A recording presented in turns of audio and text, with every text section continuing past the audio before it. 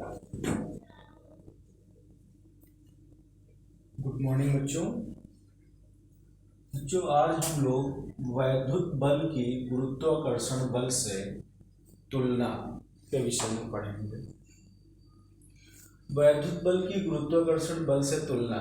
अब हम लोग तुलना उन्हीं के बीच करते हैं जो चीज़ें बहुत ही माइन्यूट से डिफरेंसेस रखती हैं। तो उसमें कुछ समानताएं भी हो सकती हैं और कुछ असमानताएं हो सकती हैं। तो वैद्युत बल को देखो हमने लिख रखा है, वैद्युत बल को Fe, E से electric force equal 9.0 into 10⁹ Q1 Q2 by R square. Q1 Q2 क्या है? Q1 व Q2 दोनों आवेश हैं। Q1 व Q2 दोनों आवेश हैं। Q1 और Q2 दोनों क्या है? आवेश हैं। जबकि R क्या है? R दोनों आवेशों के मध्य की दूरी है। इसी प्रकार गुरुत्वाकर्षण बल का सूत्र आप लोगों ने पढ़ा होगा, ये होता है Fg equal capital G m1 m2 by R square. तो जी की वैल्यू होती है। यहाँ पर जो कांस्टेंट आता है वैद्युत बल में, जो कांस्टेंट आता है वो 1/4 पाई एप्सिलॉन नॉट होता है। तो इस कांस्टेंट की ये वैल्यू होती है 9.0 इंटू 10⁹। इसकी यूनिट होती है newton metre square per coulomb square, newton metre square per coulomb square. जबकि यहाँ पर जो फॉर्मूला बन के आता है F equal capital G m1 m2 by R square, और वही जो कैपिटल G होता है उसी को हम लोग गुरुत्वाकर्षण नियतांक बोलते हैं।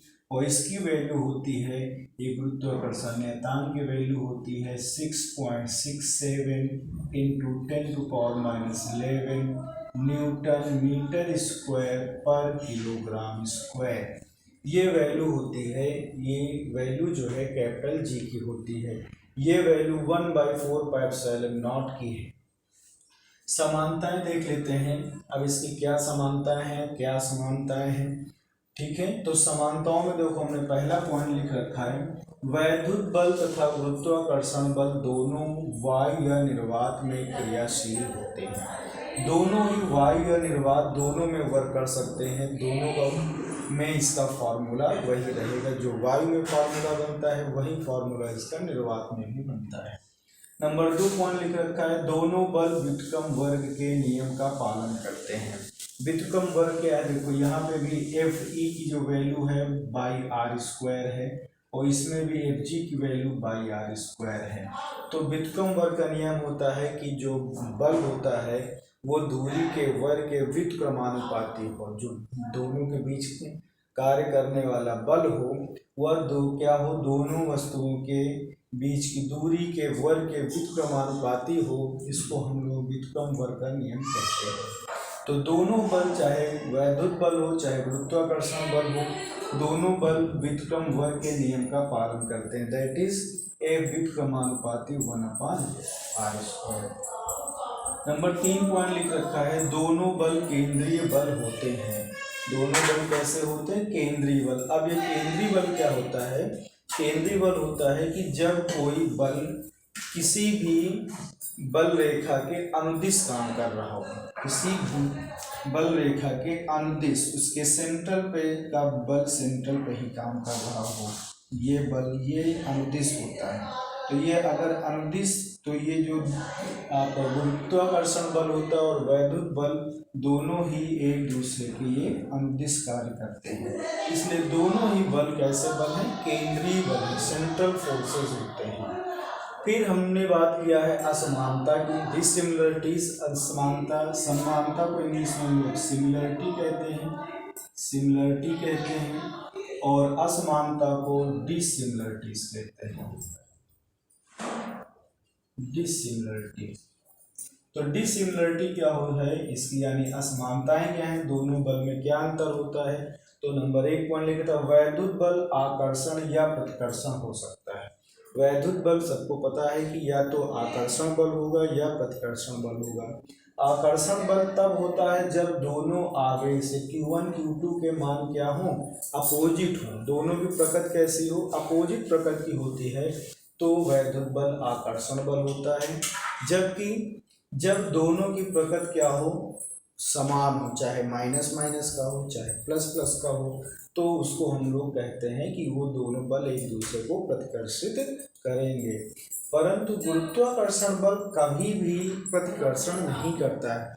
ये लिखा हमने, गुरुत्वाकर्षण बल सदैव क्या होता है, आकर्षण बल होता है। ये हमेशा किसी भी ऑब्जेक्ट को, किसी भी वस्तु को अपनी ओर आकर्षित करने का ही कार्य करेगा, कभी भी ये किसी भी वस्तु को प्रतिकर्षित नहीं करता है।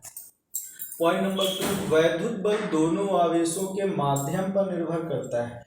वैद्युत बल जो है दोनों आवेशों के माध्यम का मतलब है कि अगर दोनों आवेशों के मध्य कोई अचालक पदार्थ, कोई कुचालक पदार्थ या कोई परावैद्युत जिसको कहते हैं लगा दिया जाए, तो वैद्युत बल का मान घट जाता है।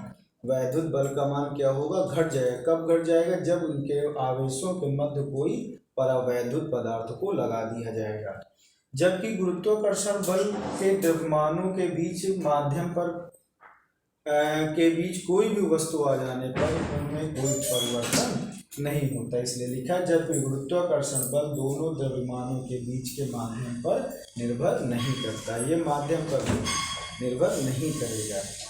फिर तीसरा पॉइंट लिख रखा, वैद्युत बल गुरुत्वाकर्षण बल की तुलना में अधिक प्रबल होते हैं। वैद्युत बल का मान गुरुत्वाकर्षण बल के मान में अधिक प्रबल होते हैं, यानी इसका मान जो है गुरुत्वाकर्षण से ज़्यादा होता है।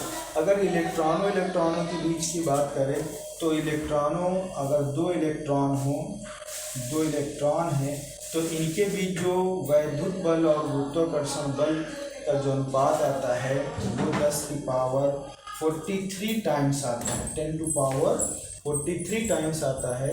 जबकि अगर प्रोटॉन के बीच की बात किया जाए, प्रोटॉन के बीच की बात किया जाए तो ये आता है 10 टू पावर 36 टाइम्स, 10 की पावर 36 गुना आता है। तो जो आज हम लोगों ने सिर्फ इतना पढ़ा है कि गुरुत्वाकर्षण बल और वैद्युत बल में समानताएं और असमानताएं। ओके।